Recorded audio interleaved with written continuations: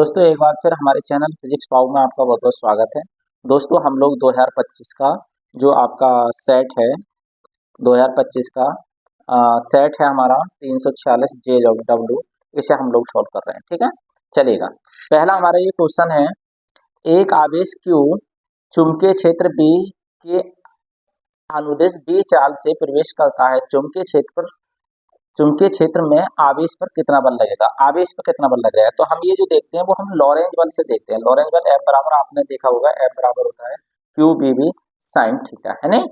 अब थीटा क्या होता है, थीटा यहाँ पर ये चुंबकीय क्षेत्र और जो चाल होती है मतलब वेग, उन दोनों के बीच का एंगल होता है। तो चूंकि जब अनुदिश कहीं पर बात होती है तो अनुदिश का मतलब थीटा बराबर 0। तो ये जो थीटा है वो कितना हो जाएगा, 0 हो जाएगा। और जब थीटा 0 हो जाएगा तो हो जाएगा ये QB साइन 0। और साइन 0 की वैल्यू कितनी होती है, 0। और 0 से हम किसी भी चीज की गुणा करते हैं तो 0 आ जाता है। तो F का मान आ चुका है इसमें 0। एक बात और मैं आपको, तो इसका मतलब ये वाला ऑब्जेक्टिव आपका सही है। एक बात और आपको एक्स्ट्रा बता देते हैं। एक्स्ट्रा बात क्या है कि सपोज करो यदि वो ये कहता है चुंबकीय क्षेत्र के लंबवत B चाल से प्रवेश करता है, यदि लंबवत करता तो यहाँ थीटा की वैल्यू कितनी लगा देते हैं, 90। और साइन 90 की वैल्यू कितनी हो जाती है, 1। जब 1 हो जाती है तो F बराबर हो जाता है Q। ठीक है, ये एक्स्ट्रा बात है। ठीक है, चलिएगा नेक्स्ट क्वेश्चन। नेक्स्ट क्वेश्चन है आपका बहुत ही अच्छा क्वेश्चन है। और अगला क्वेश्चन ये है कि के परावैद्युतांक वाले माध्यम में दो आवेशों के बीच जो लगने वाला बल है वो F1 है। माध्यम बदल देने पर आवेशों के बीच बल कितना हो जाता है, F2 हो जाता है। तो माध्यम का परावैद्युतांक पूछ रहे हैं। आप सभी लोग एक बात जानते हैं, आप सब लोग कूलाम का नियम जानते हैं।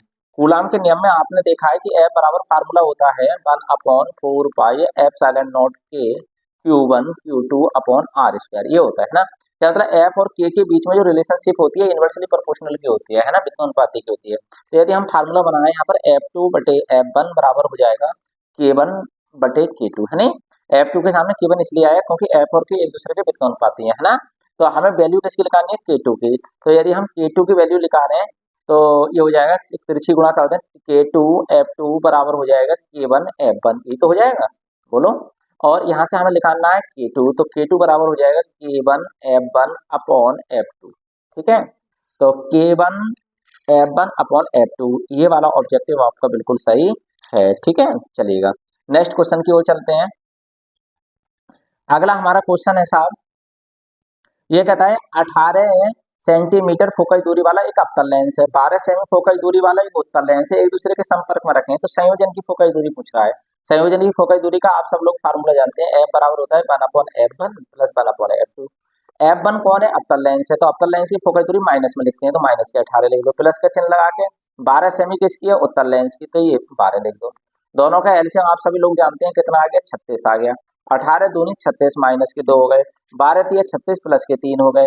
माइनस और प्लस कभी भी होते हैं तो हमेशा क्या होते हैं, घटते हैं। 2 3 में से घटे तो 1 बचा, तो 1/36 आ गया। कहने का मतलब यदि हम, ये किसका मान आ गया, ये 1/F के, इधर बता देते हैं आपके लिए। ये जो मान आ गया 1/F का, तो 1/F बराबर हो गया 36। तो F बराबर कितना आ गया, 36 सेंटीमीटर। ये 36 सेंटीमीटर आएगा। और इसकी प्रकृति कैसी होगी, प्लस में आ रही है, तो कहने का मतलब प्रकृति कैसी होगी, उत्तल लेंस की होगी। ये वाला ऑब्जेक्टिव आपका बिल्कुल सही है। और बहुत आते हैं, इस पे आप लोग जरूर ध्यान देना। ठीक है, नेक्स्ट क्वेश्चन। अगला क्वेश्चन है, पक्ष अभिनति में आदर्श आदर्श पीएन जंक्शन डायोड, आदर्श पीएन जंक्शन डायोड है। डायोड का प्रतिरोध होता है, मतलब कितना प्रतिरोध होता है, ये आपसे पूछ रहा है। तो एक बात ध्यान रखना, दो तरह की बाइसिंग होती है, एक पक्ष अभिनति होती है, जैसे इसे उत्क्रमनति भी कहते हैं, और एक होती है अग्रभिनति। हमेशा ध्यान रखना, जितने भी आदर्श डायोड होते हैं, कौन से डायोड, आदर्श पीएन जंक्शन जो डायोड होते हैं, पीएन जंक्शन डायोड जो होते हैं, है ना, या संधि डायोड जो होते हैं, तो इनकी ये विशेषता होती है, जितने आदर्श की बात चल रही है, हर एक की नहीं, तो आदर्श जो होते हैं तो उनका रिवर्स फॉरवर्ड बाइसिंग में तो जो प्रतिरोध होता है वो होता है 0। और रिवर्स में जो होता है, रिवर्स बाइसिंग मतलब उत्क्रमणति में जो होता है वो होता है अनंत, याद रखना। ठीक है, फॉरवर्ड बाइसिंग में कितना होता है, फॉरवर्ड बाइसिंग मतलब अग्रभिनति में, अग्रभिनति में ही होता है ये।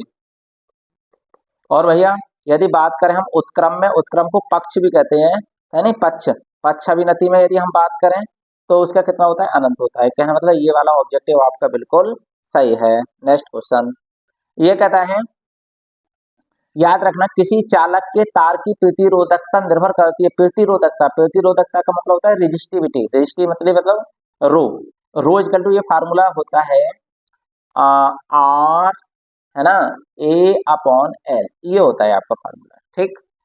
अब बात समझो, आप वैसे तो इसमें फार्मूले से आप ये देख रहे हैं कि आर समानुपाती किसके है, आर सॉरी रो समानुपाती किसके दिखाई दे रहा है, ए के, रो व्युत्पन्नपाती किसके, एल के, परंतु ऐसा वास्तव में नहीं होता है। सच में ये जो होता है आर जो होता है, आर क्योंकि ये इंटरनल प्रॉपर्टी होती है, इंटरनल प्रॉपर्टी कभी भी एरिया और लेंथ पर डिपेंड नहीं करती है, ठीक है। तो याद रखना ये किस पर करेगी, पदार्थ पर निर्भर करेगी, ठीक है।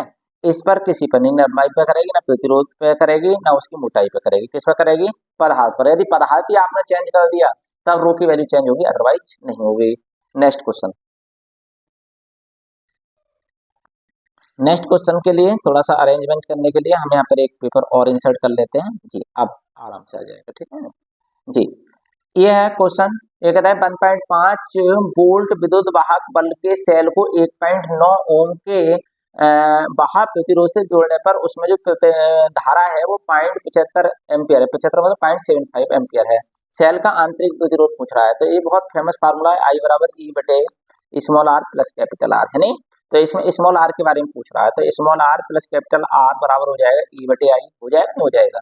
तो हमें लिखाना है आर, तो आर बराबर क्या हो जाएगा बताओ, आर बराबर हो जाएगा ई बटे आई माइनस आर, ठीक है। तो इसकी वैल्यू लगा दें, इसकी वैल्यू हम यहाँ पे लगा रहे हैं भाई, ठीक है जी। तो लगाइएगा, तो ये हो जाएगा स्मॉल आर इक्वल टू हो जाएगा ई की वैल्यू कितना है, मतलब विद्युत वाहक बल कितना है 1.5, अपॉन में क्या आ जाएंगे 75, वो 0.75, ठीक है। और माइनस कितना हो जाएगा 1.9, पॉइंट से पॉइंट हटा दिया, एक जीरो बढ़ा दिया, और 75 दूनी 150, दो में से 1.9 जब हम घटाएंगे तो 0.1 आएगा, तो 0.1 ओम होगा इसका इंटरनल रेजिस्टेंस, जिसे आंतरिक प्रतिरोध कहते हैं, ठीक है। तो इस तरह की वीडियो देखने के लिए हमारे चैनल को सब्सक्राइब करें, शेयर करें। Thank you very much.